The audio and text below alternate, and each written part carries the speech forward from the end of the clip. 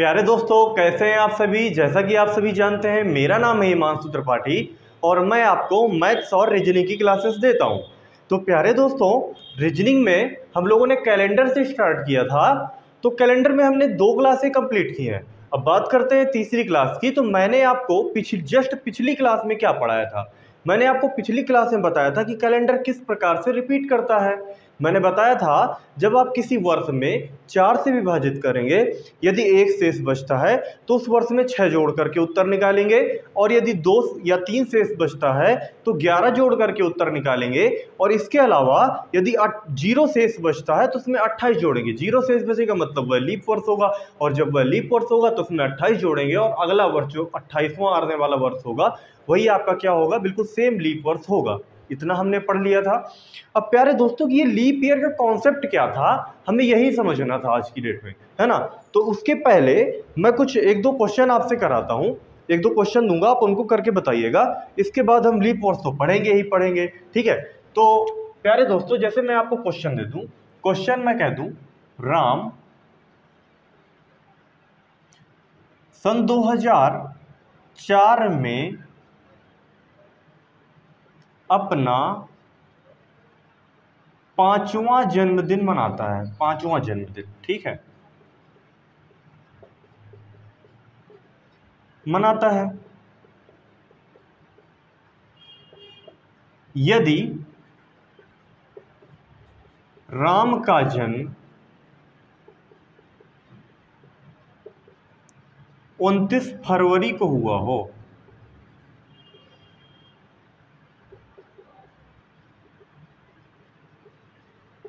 तो DOB मतलब date of birth बताइए। क्वेश्चन समझे। क्वेश्चन ने कहा है कि राम 2004 में अपना 5वां जन्मदिन मनाता है। तो यदि राम का जन्म 29 फरवरी को हुआ हो तो डेट ऑफ बर्थ बताइए राम की क्या होगी। यही क्वेश्चन है आपके सामने। तो देखो, थोड़ा सा दिमाग लगाओ कि ये जो 29 फरवरी है, ये तो हर 4 साल में एक बार आती है। मतलब जब वर्ष लीप होगा तभी 29 की फरवरी आएगी। मतलब राम का जन्म कब हुआ, 29 फरवरी, यदि लीप वर्ष के दिन हुआ।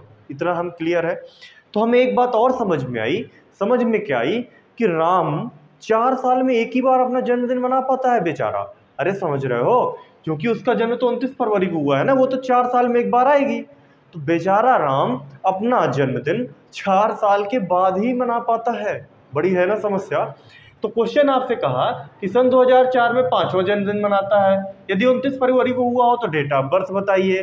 तो प्यारे दोस्तों, कैसे करेंगे आप देखेंगे कि 2004 में अगर वो अपना 5वां जन्मदिन मनाता है तो 2000 में चौथा मनाएगा, चौथा नंबर वाला मनाएगा कि नहीं मनाएगा।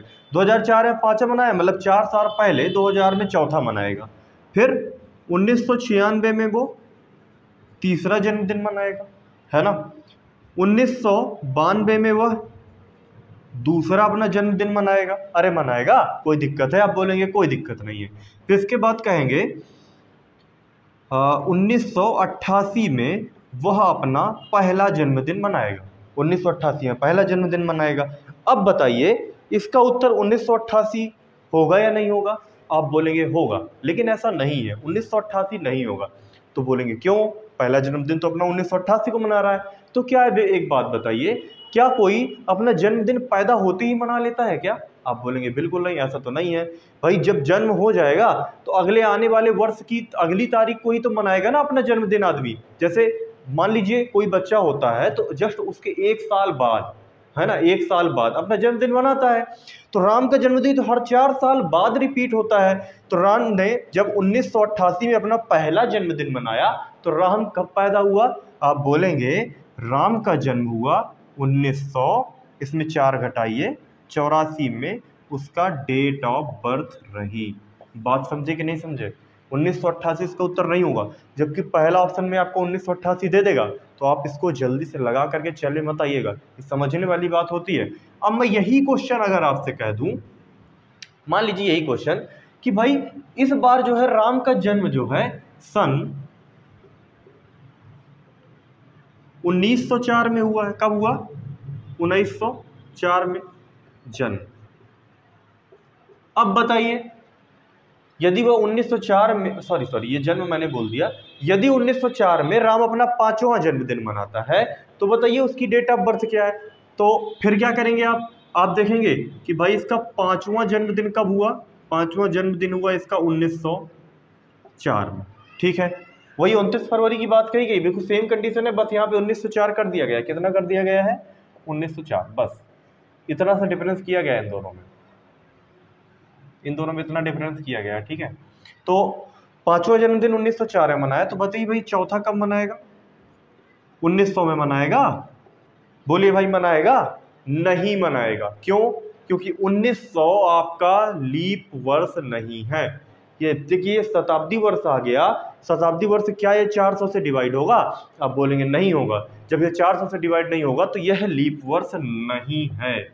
तो कहने का मतलब फिर वो अपना चौथा जन्मदिन कब मनाएगा? तो मनाएगा वो अपना 1896 में चौथा मनाया। तीसरा कब मनाया? वही 1892 में। दूसरा कब मनाया? दूसरा मनाया उसने 1888 में। पहला कब मनाया? 1884 में। मतलब उसका जन्म कब हुआ? 1880। आपका क्या हो जाएगा? ये हो जाएगा डेट ऑफ बर्थ। बात समझे कि नहीं समझे? अरे समझ रहे हो? तो इस प्रकार से दो क्वेश्चन, ये मोस्ट इंपॉर्टेंट क्वेश्चन है, अधिकतर एग्जामों में पूछे गए हैं। अगर आपसे पूछ ले तो आप इनको आसानी से कर लेंगे। बात समझ गए ना? मुझे नहीं लगता कि इसमें आपको किसी भी प्रकार की कोई भी समस्या आई होगी। बहुत ही सरल सवाल थे, बिल्कुल भी कठिन नहीं थे। उम्मीद करते हैं कि आप ये सभी सवाल अच्छे से समझ गए होंगे। चलिए अब आगे बढ़ते हैं, जो हमें आगे पढ़ना है।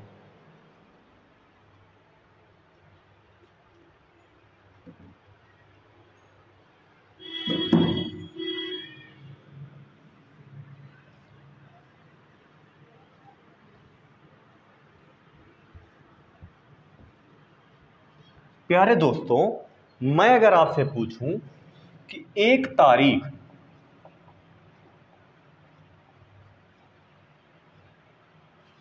ठीक है, एक तारीख 400 वर्षों में कितनी बार आएगी? कितनी बार आएगी? चलिए करिए भाई।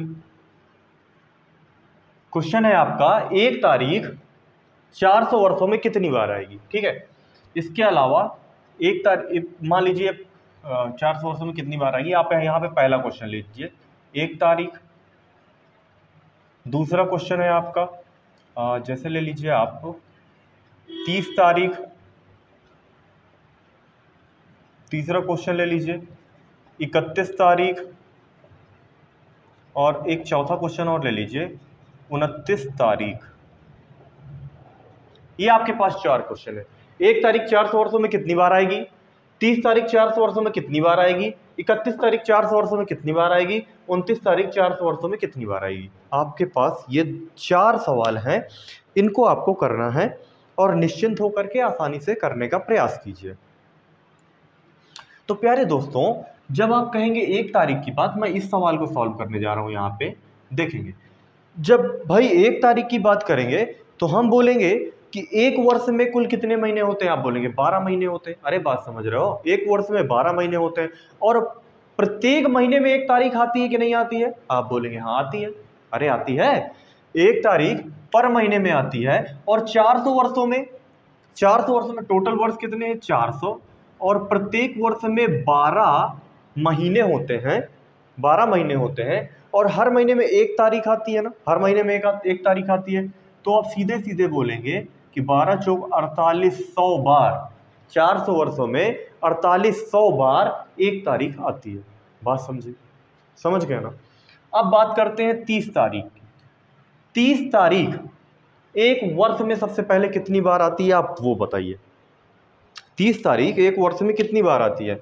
आप बोलेंगे, मैं आपको सबसे पहले एक बार फिर से रिवीजन करा दे रहा हूँ यहाँ पे जनवरी फरवरी से लगा करके। जैसे ये है जनवरी, ये है फरवरी, ये है मार्च, ये है अप्रैल, ये है मई, ये है जून, जुलाई, अगस्त, सितंबर, अक्टूबर, नवंबर, दिसंबर। ठीक, जनवरी कितने दिन की होती है? आप बोलेंगे जनवरी होती है आपकी 31 दिन की। फरवरी कितनी होती है आपकी? 28 या 29 दिन की। मार्च कितने का होता है? 31 दिन का। अप्रैल होता है आपका 30 दिन का। मई होता है आपका 31 दिन का।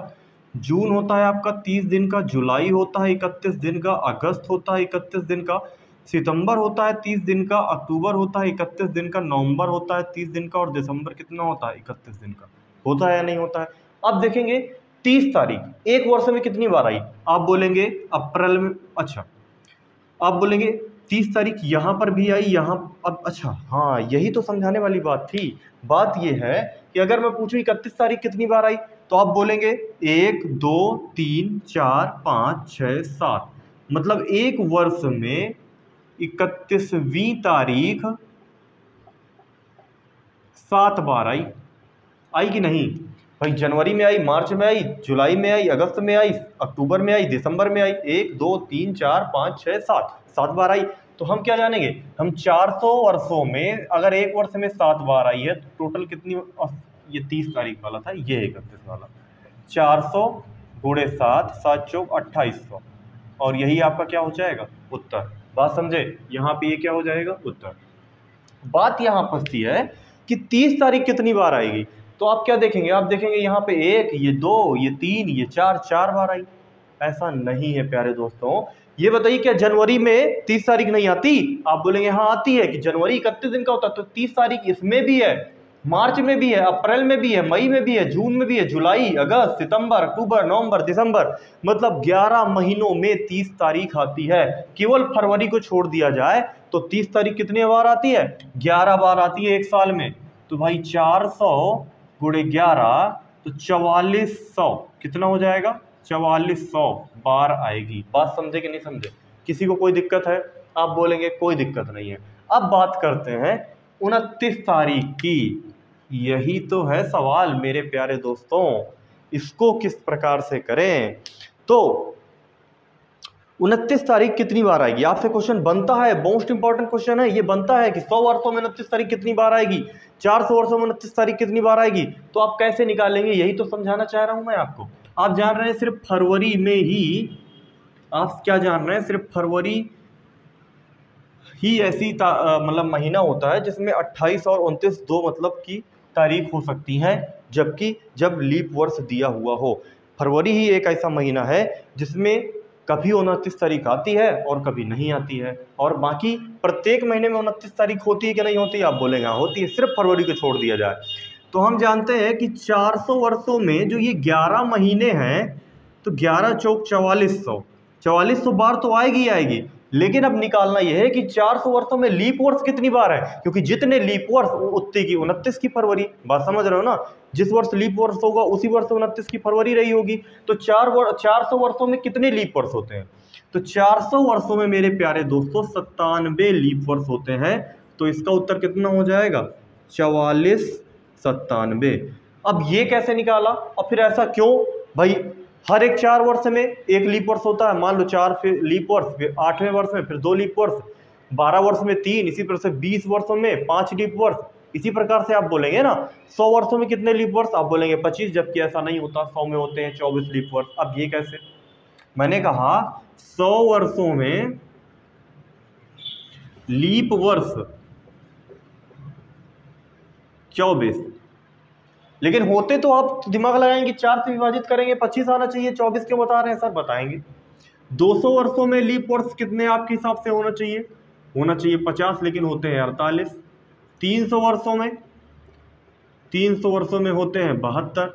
अब भाई 400 वर्षों में, 400 वर्षों में होते हैं 97। अब ये क्या लॉजिक हुआ सर? अभी तो 24 24 24 चौको 96 होना चाहिए, लेकिन आपने एक क्यों बढ़ा दिया, यहाँ पे 97 क्यों कर दिया? यही सारी चीज़ें तो मैं अभी आपको सिखाने वाला हूँ। तो आप धैर्य रखिए और समझिएगा कि किस प्रकार से आता है। सही बता रहा हूँ, यूट्यूब में जल्दी आपको मिलेगा नहीं कि लीप वर्ष का पूरा कॉन्सेप्ट जो मैं बहुत विस्तार से समझाने जा रहा हूँ। बड़े ध्यान से समझेंगे, आपको सारी बातें समझ में आ जाएंगी। ठीक है, तो मैं आपको बताता हूँ लीप वर्ष का क्या कॉन्सेप्ट है।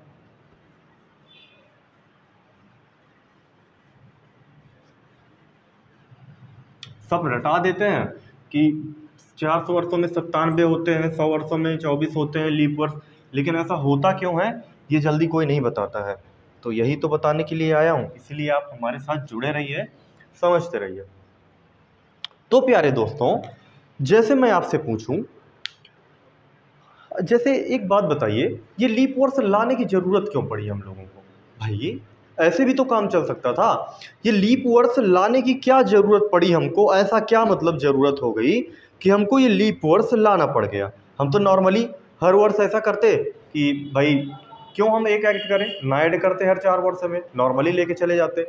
तो उसका एक सीधी सी बात है। पहले मैं आपको कैलेंडर के इतिहास के बारे में बताऊं कि अभी हम लोग किस कैलेंडर का यूज कर रहे हैं। आप बोलेंगे ग्रेगोरियन कैलेंडर का यूज कर रहे हैं, ठीक है। इसके पहले जूलियस सीजर नाम के विद्वान आते हैं, वह अपना कैलेंडर लेकर के आते हैं। जूलियस सीजर का कैलेंडर, वो बताते हैं कि एक वर्ष में 370 दिन होंगे। काफी दिन चला भाई, उन्होंने 12 महीने का कैलेंडर बनाया और बताया कि एक वर्ष में 370 दिन होंगे। तो काफी दिन तो चला। वो क्यों चला? क्योंकि हमारा हिंदू पंचांग के अनुसार भी 12 महीने होते हैं, माघ फाल्गुन वगैरह, मुझे तो नहीं आता है। तो 12 महीने हमारे यहाँ भी होते हैं, 12 उसने भी बताए, लेकिन उसने बताया कि 370 दिन होते हैं। अब एक बात बताइए, अगर 370 दिन होते तो हम लोग के रियल जो अभी ग्रेगोरियन कैलेंडर चल रहा है उससे तो 5 दिन ज़्यादा है ना। हमारा तो 365 या 366 दिन होता है, तो 5 वर्ष अधिक है ना। तो भाई अगर एक वर्ष में 5 दिन बढ़ाया तो 20 वर्षों में कितना बढ़ा? लगभग 100 दिन, लगभग 100 दिन बढ़ा। अब ये अगर 100 दिन बढ़ गए तो बताओ, ठंडी में बरसात आएगी, बरसात में गर्मी आएगी, गर्मी में ठंडी आएगी, आएगी कि नहीं आएगा? मतलब बदलता जाएगा ना। 100 दिन एक्स्ट्रा ही तो हो गया, 100 दिन तो चेंज हो जाएगा कि नहीं हो जाएगा? मेरे भाई 365 दिन का एक वर्ष होता है। अगर हम उसके हिसाब से चलते तो वो तो 370 वर्ष बता रहे थे, 370 दिन बता रहे थे। और जब वो 370 दिन बता रहे थे तो 5 दिन अतिरिक्त बता रहे थे। तो हर एक वर्ष में 5-5 दिन आगे बढ़ते चले जाते कि नहीं बढ़ते चले जाते? तो जहाँ ठंडी हो रही थी वहाँ कुछ दिन बाद गर्मी होने लगती। अरे होने लगती कि नहीं होने लगती? तो ये तो समस्या होने लगी। जब ये समस्या होने लगी तो फिर आते हैं ग्रेगोरियन। तो ग्रेगोरियन कैलेंडर जो होता है वो बताता है कि एक वर्ष में 365 दिन होंगे और हर एक 4 वर्ष में एक दिन अतिरिक्त आएगा, 366 दिन आएगा। ऐसा क्यों हुआ वो बताता हूं मैं। तो सबसे पहले आप बताइए कि हम ऐसा क्यों करते हैं। तो आप बेसिक सी बात जानते होंगे, आपने बचपन से पढ़ा होगा कि पृथ्वी हमारा एक चक्कर कितने दिन में लगाती है? आप बोलेंगे 365 सही 1/4 दिन में लगाती है ना। इसको एग्जैक्ट टाइम बात किया जाए तो हम बोल देते हैं 365 दिन 6 घंटे। ऐसे ही तो समझते हैं भाई, 6 घंटे ये ले लिया पहले एक वर्ष का। ऐसे समझो, जैसे मान लेते हैं कि ये 2000 मान लेते हैं 2021 है। 2021 में 365 दिन चली और 6 घंटे चली। 2022 में फिर सेम कंडीशन, 6 घंटे और। 2023 में सेम कंडीशन, 6 घंटे और। 2024 में सेम कंडीशन, 6 घंटे और। अब बताइए, अगर इन सबको जोड़ूं तो ये 24 घंटे बन गए कि नहीं बन गए? यही 24 घंटे का तो एक अतिरिक्त दिन 2024 का बन जाता है, तो यही 366 दिन बना देता है। बात समझ रहे हो कि नहीं समझ रहे हो? तो इस प्रकार से हम क्या समझते हैं, 365 दिन 6 घंटे। लेकिन अभी ये भी एक्चुअल बात नहीं है, यही तो समझना है हमें। ये भी एक्चुअल बात नहीं है, ये भी एक्चुअल तथ्य नहीं है। 365 दिन 6 घंटे मानते जरूर हैं हम, लेकिन एक्चुअल टाइम क्या है कि हमारी पृथ्वी जो है एक चक्कर पूरा 365 दिन, बहुत इंपॉर्टेंट चीज बता रहा हूं, 5 घंटे 48 मिनट 45.51 सेकंड में पूरा करती है। बात समझे कि नहीं समझे? बात समझे कि नहीं समझे? हमारी पृथ्वी एक चक्कर पूरा 365 दिन 5 घंटे 48 मिनट 45.51 सेकंड में पूरा करती है। और हम कितना मानते हैं? हम मानते हैं 6 घंटे। जब हम इसको 6 घंटे मानते हैं तो कुछ अतिरिक्त टाइम हम ले रहे हैं कि नहीं ले रहे हैं?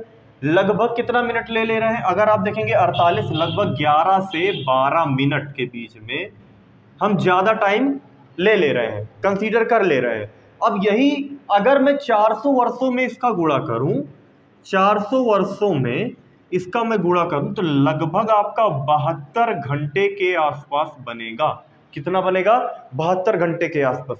यही तो 3 दिन बन गए, 3 दिन बन गए। मतलब हम क्या समझे? हम ये समझे कि हम 400 वर्षों में 3 दिन अतिरिक्त काउंट कर लेते हैं। क्या समझे? मैं एक बार फिर रिपीट करता हूं, बड़े ध्यान से समझिएगा। 365 दिन 5 घंटे 48 मिनट 45.51 सेकंड में पृथ्वी सूर्य का एक चक्कर पूरा करती है। आप इतना समझे। हम मानते क्या है? 365 दिन 6 घंटे, हम इतना मानते हैं। हम कितना अतिरिक्त मान लेते हैं? 11 से 12 मिनट, 11 से 12 मिनट अतिरिक्त मानते हैं। और यही अगर मैं 400 वर्षों में 11 से 12 मिनट अतिरिक्त लेता चला जाऊंगा तो लगभग 72-73 घंटे के बराबर बनेगा। जब ये 400 वर्षों में 72-73 घंटे हमने अतिरिक्त लेकर के बैठा दिए हैं, तो इनको कहीं ना कहीं कम करना पड़ेगा कि नहीं कम करना पड़ेगा? अरे बोलो भाई, कम करना पड़ेगा कि नहीं कम करना पड़ेगा? अब यही तो कम करना है जो मैं आपको सिखाने वाला हूं। कहां कम करेंगे, कैसे कम करेंगे, देखेंगे। मान लेते हैं ये आपका 100वां वर्ष है, ये आपका 200वां, ये 300वां, ये 400वां, ठीक है।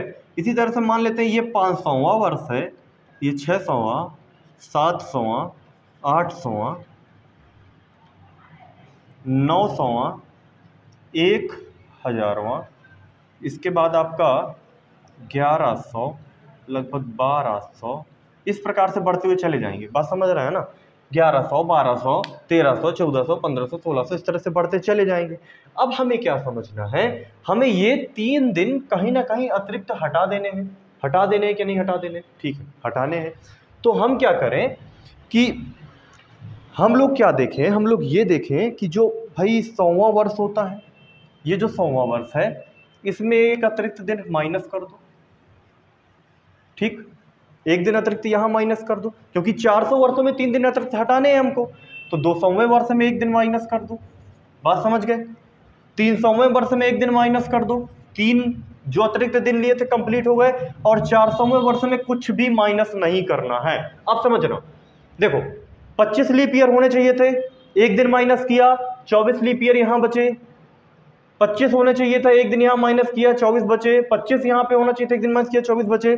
लेकिन यहाँ पर हमने माइनस नहीं किया तो 25 दिन ही रह गए। बात समझे कि नहीं समझे? इसी प्रकार से यहाँ देखेंगे, 500वें वर्ष में एक माइनस करो, 600वें वर्ष में एक माइनस कर दो, 700वें वर्ष में एक माइनस कर दो, 800वें वर्ष में बिल्कुल माइनस हमें नहीं करना है, क्योंकि 3 दिन हमें अतिरिक्त हटाने थे, वो हमने यहाँ से हटा दिए। 900वें वर्ष में एक माइनस हटा दो, 1000वें में एक माइनस हटा दो, 1100 में एक माइनस हटा दो, 1200 को माइनस नहीं करेंगे। 1200वें वर्ष में हमने माइनस नहीं किया। बात समझे कि नहीं समझे? अरे समझे? अगर नहीं समझे हैं तो 2 बार वीडियो को पलटा करके फिर पीछे देखिए यहीं से, और चेक कीजिए कि मैं किस प्रकार से ये जो हमने 3 दिन अतिरिक्त लिए उनको मैं हटा रहा हूँ। मैंने कहा कि 100वें वर्ष में एक दिन हटाया मैंने, 200वें वर्ष में एक दिन हटाया, 300वें वर्ष में हटाया, लेकिन 400वें वर्ष में हमने नहीं हटाया। बात समझे? चलते हैं। तो ये आप समझे कि किस प्रकार से आया। हम देख रहे हैं कि हम क्या कर रहे हैं कि 100 वर्ष में एक दिन माइनस कर रहे हैं। 100 वर्ष में एक दिन माइनस कर रहे हैं, मतलब 100 वर्ष में टोटल लीप वर्ष कितने होने चाहिए थे? 25। लेकिन एक दिन हमने माइनस कर दिया तो एक लीप वर्ष हमने घटा दिया ना, मतलब 366 दिन का जो लेना था उसको 365 कर दिया ना, तो 24 लीप वर्ष बचे कि नहीं बचे? तो मैं समझ सकता हूं कि 100 वर्षों में लीप वर्षों की संख्या कितनी हो जाएगी? 24। 200 वर्षों में कितनी हो जाना चाहिए? आप बोलेंगे 24 + 24, क्योंकि देखिए यहां भी माइनस किया, यहां भी माइनस किया, इन दोनों में माइनस किया कि नहीं किया? 300 वर्षों में लीप वर्ष की संख्या कितनी हो जानी चाहिए? आप बोलेंगे 24 + 24 + 24। ये देखिए 300 वर्षों में एक और माइनस किया है हमने। लेकिन जब 400 वर्षों की बात करें तो बताइए एक माइनस किया, आप बोलेंगे नहीं। तो 100 वर्ष में, 200 वर्ष में, 300 वर्ष में तो कंप्लीट हो जाएगा, लेकिन 400वें वर्ष में 25, और टोटल लीप वर्षों की संख्या 400 वर्षों में कितनी हो जाएगी? 97। उम्मीद करते हैं कि आपको यह लीप वर्ष का कॉन्सेप्ट समझ में आया होगा। समझ में आया या नहीं आया? तो मेरे प्यारे दोस्तों, आपने क्या सीखा? आपने सीखा, मैं अभी इसको मिटाता हूं और फिर आपको बताता हूं। आपने ये सीखा कि 100 वर्षों में लीप वर्षों की संख्या कितनी होगी? आप बोलेंगे 24। 200 वर्षों में लीप वर्षों की संख्या कितनी बोलेंगे? आप बोलेंगे 48। 300 वर्षों में 72, और 400 वर्षों में 97। बात समझे कि नहीं समझे? 400 वर्षों में लीप वर्ष कितना हो जाएगा? लीप आ जाएंगे 97 लीप वर्ष। बात समझे कि नहीं समझे? तो जैसे मैं आपको क्वेश्चन दे दूं, मैंने कहा कि 561 वर्षों में लीप वर्ष की संख्या बताइए। लीप वर्ष की संख्या बताइए। मैंने आपसे क्वेश्चन दिया 561 वर्षों में लीप वर्ष की संख्या बताइए। तो बताइए क्या 561 को आप 400 प्लस 100 प्लस 61 वर्ष नहीं लिख सकते हैं? आप बोलेंगे लिख सकते हैं, 401 500, 500 और 61, ठीक है 561। अब बताइए 400 वर्षों में लीप वर्ष कितने हैं? आप बोलेंगे 97। अभी तो बताया कि 400 वर्षों में कितने लीप वर्ष हैं? 97। ठीक है भाई साहब। 100 वर्षों में लीप वर्ष की संख्या कितनी? 24। अभी हमने पढ़ा है भाई, मैं लिख देता हूं। 100 वर्षों में लीप वर्ष कितने हो जाएंगे? आप बोलेंगे 24। क्लियर है। अब भाई बताया 61 वर्षों में लीप वर्षों की संख्या कैसे निकलेंगे? आप 61 को 4 से विभाजित कर दीजिए, 4 एकन्नम 4, बचा कितना? 2, 4 पंचे 20, तो यहाँ पे कितना आया? 15। भाई बोलिए किसी को कोई दिक्कत? आप बोलेंगे बिल्कुल भी समस्या नहीं है, सब समझ में आया है। अब देखेंगे 7 4 11, 11 5 16 की 6, हासिल लगा 1 2 2 4 और 4 9 13 और ये 136 लीप वर्ष आ गए। बात समझे कि नहीं समझे? चलिए एक क्वेश्चन मैं आपको भी और देता हूं। जैसे मैं क्वेश्चन दे दूं कि 1521 वर्षों में लीप वर्षों की संख्या बताइए। 1521 वर्षों में लीप वर्ष की संख्या बताइए। तो भाई आप जानते हैं कि इसको किस प्रकार से कन्वर्ट कर सकते हैं? 1500 प्लस 21 वर्ष और कन्वर्ट कर लीजिए, इसे लिख देंगे आप 1200 प्लस 300 प्लस 21 वर्ष। कोई दिक्कत? ये थोड़ा सा आसान बनाने के लिए बता रहा हूं मैं। 1500 अच्छा 1200 में लीप वर्षों की संख्या आप जानते हैं, 400 में 97, तो ये क्या है? 400 गुणे 3 ही तो लिखा है, 4 3 12, तो क्या आप इसकी जगह 97 गुणे 3 नहीं लिख सकते हैं? भाई 400 वर्षों में 97 लीप वर्ष, तो 1200 वर्षों में 3 का गुणा कर दीजिए, तो और इधर चलिए ये तो निकाल ही लेंगे, प्लस 300 वर्षों में लीप वर्षों की संख्या, 100 वर्षों में 24, 200 वर्षों में 48, 300 वर्षों में 72, आप जानते हैं। 21 वर्षों में लीप वर्षों की संख्या, 21 को 4 से डिवाइड कीजिए, 4 पंचे 20, लगभग 5 वर्ष आ गया कि नहीं आ गया? आप बोलेंगे सब समझ में आया है। अब इसको 3 से गुणा कीजिए, 3 सत्ता 21 की 1, हासिल लगा 2, 3 नाम 27, 2 29 यहाँ से आया, 72 ये आया, 5 ये आया। आप इसको कह सकते हैं 5 2 7, 7 1 8, ठीक। 7 7 7 14, 15 16 की 6, हासिल लगा 1 और 2 1 3, 368 लीप वर्ष, और यही क्या हो जाएगा आपका आंसर। तो प्यारे दोस्तों, आज हम लोगों ने लीप वर्ष का सारा कॉन्सेप्ट अच्छी तरीके से समझ लिया है। मैं आपसे गारंटी देता हूं कि YouTube में आपको इतना अच्छा लीप वर्ष का कॉन्सेप्ट किसी ने नहीं बताया होगा। हमसे भी योग्य टीचर हैं YouTube में, ऐसा नहीं है, बहुत ही अच्छे अच्छे विद्वान टीचर हैं, लेकिन इस तरह से विस्तार पूर्वक लीप वर्ष का कॉन्सेप्ट किसी ने नहीं बताया होगा। आप अच्छी प्रकार से समझिए। अगर आपको कोई चीज़ नहीं समझ में आ रही है दोबारा वीडियो देखिए, और अगर फिर भी नहीं समझ में आ रहा तो आप कमेंट कीजिए, आपका उत्तर हमारी टीम जरूर देगी। आप सभी को बहुत बहुत शुभकामनाएं। जय हिंद, जय भारत।